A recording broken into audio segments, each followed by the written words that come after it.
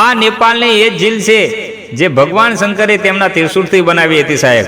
અને સાંભળો સાહેબ, ભગવાન વિષ્ણુનું ક્ષીરસાગર સુધી જાય છે. આ કહાની છે સમુદ્ર મંથનની. જ્યારે સૃષ્ટિને બચાવવા માટે ભગવાન શંકરે હળાહળ વિષ પીધું હતું. વિષ એવું હતું કે આખો કંઠ સળગવા લાગ્યો. પીડાને શાંત કરવા માટે ભગવાન ભોળાનાથ હિમાલય જાય છે. હિમાલય જઈને એક ચટ્ટાનમાં ત્રિશૂળનો ઘા કરે છે. પવિત્ર તેમાંથી જલધારા નીકળે છે. પીડાને શાંત કરવા માટે જલધારાનું ગ્રહણ કરે છે અને પીડા શાંત થઈ જાય છે. પણ સાંભળો સાહેબ, હિમાલયનું રહસ્ય અહીંયા પૂરું નથી થતું સાહેબ. આ હિમાલયની ક્ષેત્રથી થોડા કિલોમીટર દૂર નીચે કાઠમંડુ તળેટીમાં એક ચમત્કાર બીજો છે.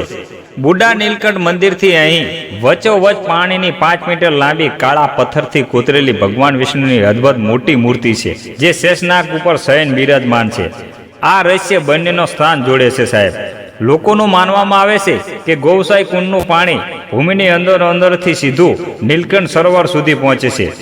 લોકો કહે છે કે પૂર્ણિમાના મેળાના દિવસે બુઢા નીલકંઠનું પાણી દૂધ જેવું સફેદ થઈ જાય છે.